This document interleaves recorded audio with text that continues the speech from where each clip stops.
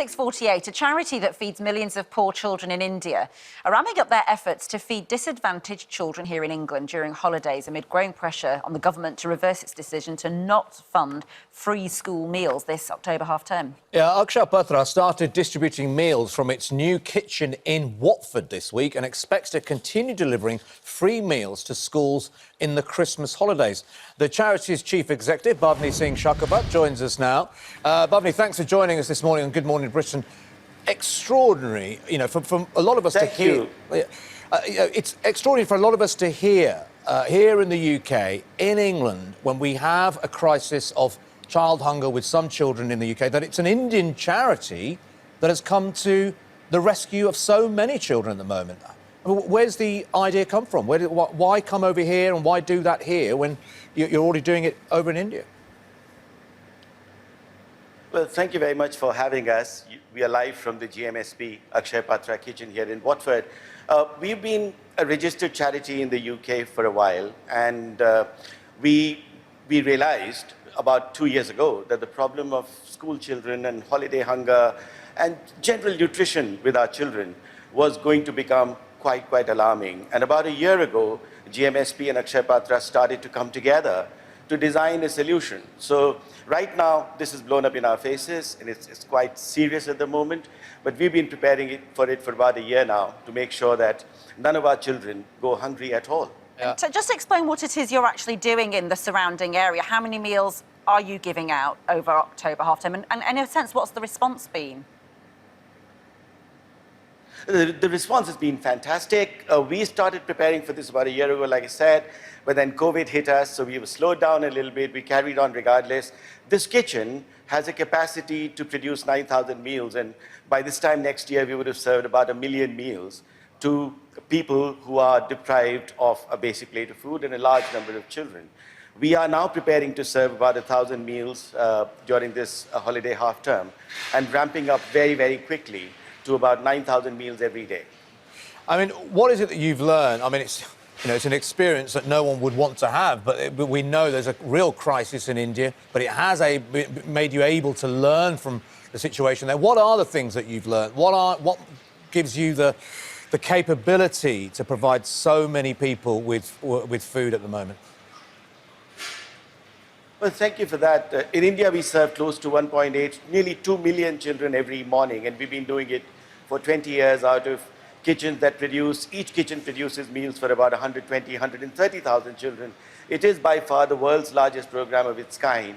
And what we have learned really is that to be able to solve with speed and scale, first of all, you have to get ahead of the problem. Otherwise, you're always chasing the problem. And to get ahead of the problem, you have to deploy the tri-sector model, which is the coming together of the state machinery, the local authorities, public and private enterprise. And if all of them do what they do best, each one of them does what they do best, then we can get ahead of the problem and solve the problem and drive. I think organizations like ours should be designed for obsolescence. The lesser we are required, the better it is for everyone.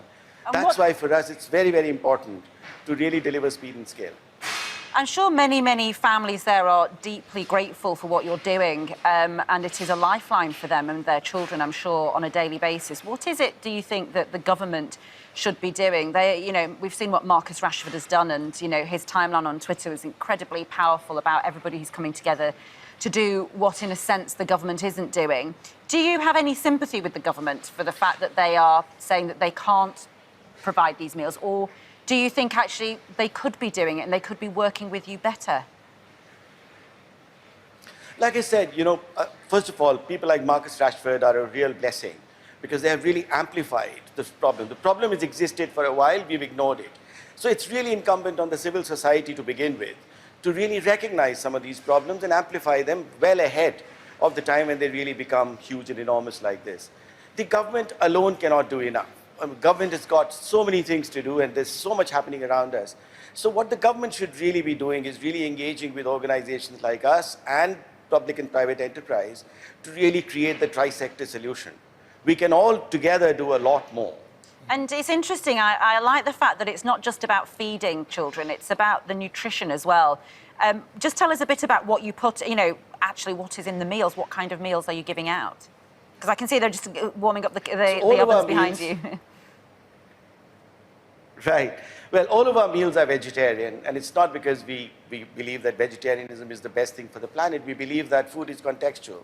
So children need a certain kind of diet to be able to concentrate in the classroom and learn better. So that diet has to be low on bile, cholesterol, low on sugar, low on the kind of things that strays their mind away from education. So for us, the focus is on nutrition, because if we solve for nutrition, we will solve for hunger.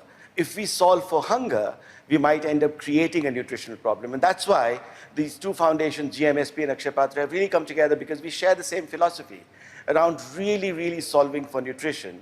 In that, we will solve for hunger.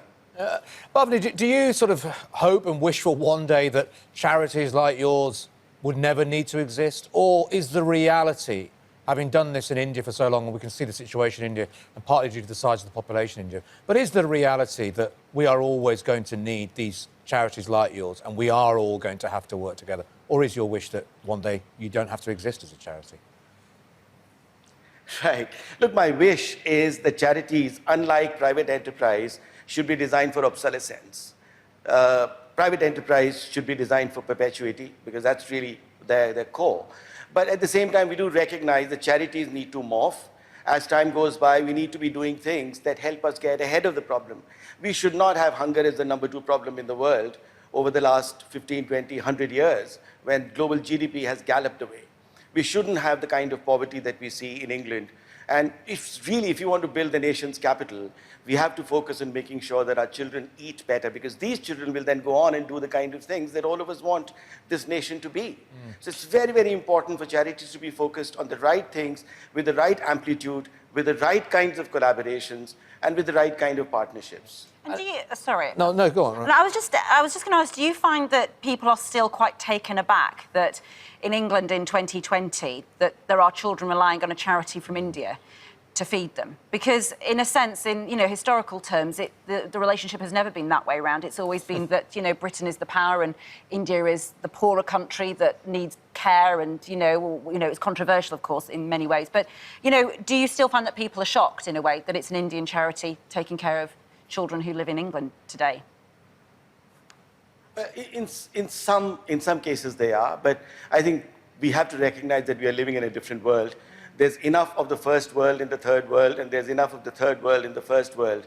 First and third worlds are really political agglomerations. They're not necessarily true reflections of per capita incomes and real affluence and well-being and health and wellness of its people. So we see really this as not a charity from India coming to solve a British problem. We really see is that there is a practice. We've done this for 20 years. We've built something that we can learn from. Then we have versioned it together with GMSP to create something which is really a bespoke solution for the United Kingdom. So I think we should really drive these myopias away and really work towards sourcing best practice from anywhere in the world that could work anywhere else in the world. Well, you are a deeply inspiring man, can I say? Really are. Everybody in the studio is just sort of listening to you and thinking, gosh, he speaks so much sense. So thank you so much for being on the programme, and congratulations on all the work you're doing, and thank you for carrying on doing it. Thank you for having us, and let's all work together to make this really our history, not our future. Thank you. Beautiful. Thank you very much. Well, God, he's... Great man. We're all just like... Almost everything he said. You just go, yeah, that all makes sense. That's right. Brilliant. Absolutely yeah. brilliant. Amazing, Well done to everyone. Charity. Just to remind you, that is the Akshaya Patra charity, and that was Bhavani Singh Shekhawat. Absolutely brilliant, who are... He said he's supplying... So it was 1,000 people this week, 1,000 children this week with food. And it will be moving up to 9,000. It's something they've been doing... anyway, and in now India for 20 years. But they've been, look like they've been doing it here in the UK yeah. for at least over a year as well. Incredible thought. Good stuff.